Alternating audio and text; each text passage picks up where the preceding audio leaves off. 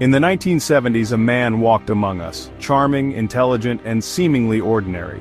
He was the kind of person you might pass on the street without a second thought, someone who could easily strike up a conversation and leave a lasting impression.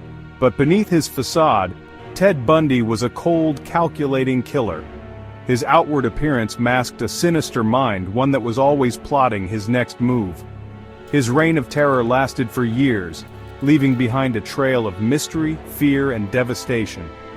Each crime scene was a puzzle, each victim a piece of a horrifying mosaic that painted a picture of pure evil. Ted Bundy wasn't what you would expect from a serial killer. He defied the stereotypes, presenting himself as a well-mannered, educated, and trustworthy individual.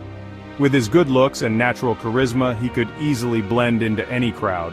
He was the kind of person who could make friends effortlessly, who could be the life of the party. He could charm anyone he met, friends, strangers, even law enforcement. His ability to manipulate those around him was almost uncanny, making it difficult for anyone to see the darkness lurking beneath.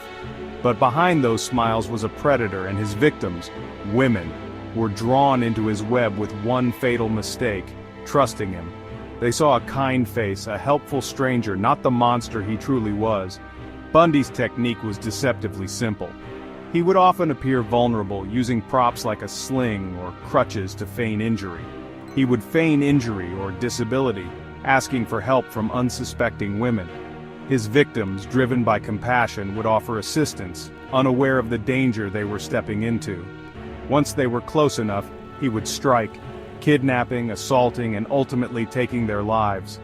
The sudden shift from helpless to predatory was as shocking as it was deadly.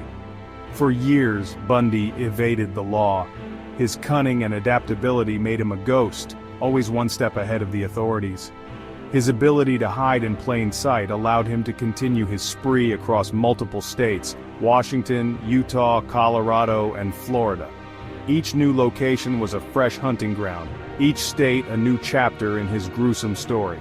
He was a ghost, slipping between cities and changing his appearance to confuse investigators. His transformations were so convincing that even those who had seen him before might not recognize him again. Bundy's trail was elusive, and for every victim, there were no answers, only more questions. Each clue seemed to lead to a dead end, each lead another frustrating twist in the investigation. How could someone so seemingly normal commit such unimaginable horrors? The contrast between his public persona and his private monstrosity was baffling.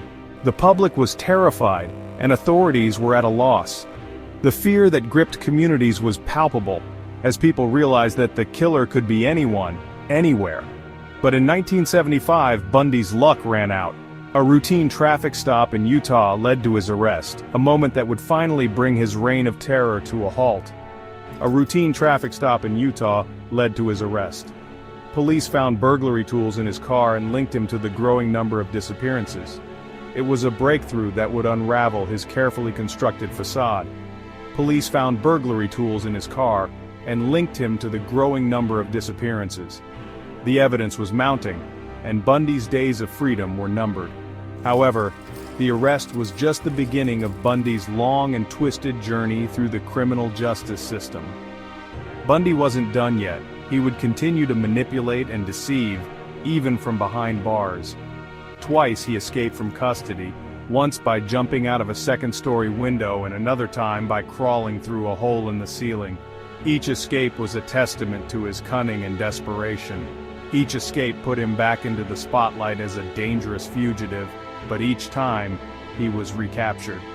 His ability to evade capture was as remarkable as it was terrifying. In 1979, Bundy was put on trial for the murders he had committed. The courtroom became a stage for his final act of manipulation. His defense was as calculated as his crimes. At times, he even acted as his own attorney, trying to manipulate the proceedings to his advantage. His charm and intelligence were on full display, but this time, they weren't enough. But the evidence against him was overwhelming, and on January 24, 1989, after years of delays, Ted Bundy was executed in Florida. His death marked the end of a dark chapter in American history. Ted Bundy's legacy is one of terror, manipulation, and murder. His name has become synonymous with the very worst of human nature. His story serves as a chilling reminder that evil can often hide behind a mask of normalcy. The face of a killer can be that of a friend, a neighbor, or a stranger who seems just like anyone else. And no matter how clever a predator may be, justice eventually catches up. The story of Ted Bundy is a testament to the resilience of justice, and the enduring hope that in the end good will prevail over evil. And